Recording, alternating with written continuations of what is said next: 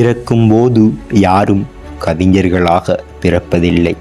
அவர்கள் பிறந்து வளர்ந்து வாழும் சமூகத்தில் நடைபெறும் நல்லவை கெட்டவைகளே உணர்ச்சிகளாக பொங்கி ஒருவரை கவிஞனாக மாற்றுகிறது.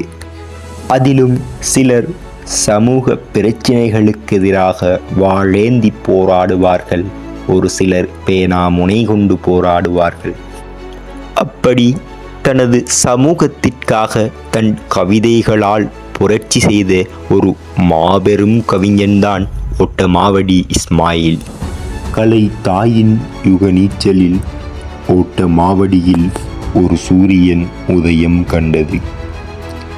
7 பேர் கொண்ட ஒரு செல்வந்த குடும்பத்தில் 2ஆம் பிள்ளையாக ஓட்டமாவடி இஸ்மாயில் பிறந்தார். 1970களின் முற்பகுதியில் கவிதை உலகில் தடம் பதித்த இவர் பாட்டாளி பாவலர் கலை இலக்கிய வட்டத்தில் Charumathi, Subathiran, V. Anandan, V. A. Junaid, U. Ahamed, Neethidasan, Odaiyooran, Sellathurai ஆகியோருடன் இணைந்து சமூக இலக்கிய பணியாற்றினார்.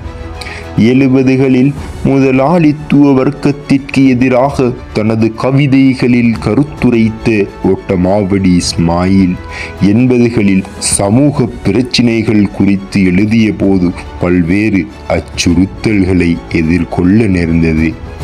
மரபு கவிதை, புது கவிதை எனும் 2 தளங்களில் இயங்கிய ஓட்டமாவடி இஸ்மாயில் மரபு கவிதைகளை தினபதி, சிந்தாமணி, வெளிச்சம், அமுது, மித்திரன், அல்ஹசனாத், வீரகேசரி, தினகரன், தினமுரசு, ஜனனி, நவமணி, தினக்குரல், தினக்கதிர் என பல்வேறு பத்திரிகைகளிலும் சஞ்சிகைகளிலும் பிரசுரமாகின.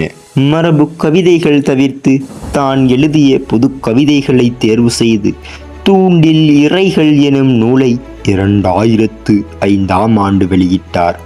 இலக்கியம் ஒரு சாரார்க்கு மட்டும் படைக்கப்படவில்லை.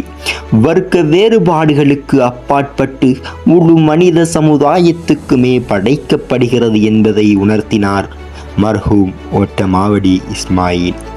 ஒரு யுக புரட்சியை ஏற்படுத்த நான் பேனா பிடிக்கவில்லை, மறைந்து போன மனிதத்தை தேடி எழுதுகோளால் பயணிக்கிறேன் என கூறும் மர்ஹூம் ஓட்டமாவடி இஸ்மாயில் அவர்களின் வாழ்விலிருந்து கவிதையை பிரித்து காண முடியாத நிலையை நாம் உணர முடிகிறது. சிறந்த கிரிக்கெட் வர்ணனையாளராகவும் செயற்பட்ட இவர் காத்தான்குடியைச் சேர்ந்த கசீனா என்பவரை காதலித்து கண்ட தோல்வியினால் இறுதி வரை திருமணம் செய்யாமலேயே வாழ்வை நிறைவு செய்தார். ஒரு சமூகத்திற்காக, ஒரு சமயத்திற்காக, ஓர் இனத்துக்காக இவர் கவி பாடவில்லை. அனைத்து மக்களுக்காகவும் இவர் தனது கவிதைகளை ஒளிபரப்பினார். ஓட்டமாவடி இஸ்மாயில் என்றும் கவிதைகளால் வாழ்வார்.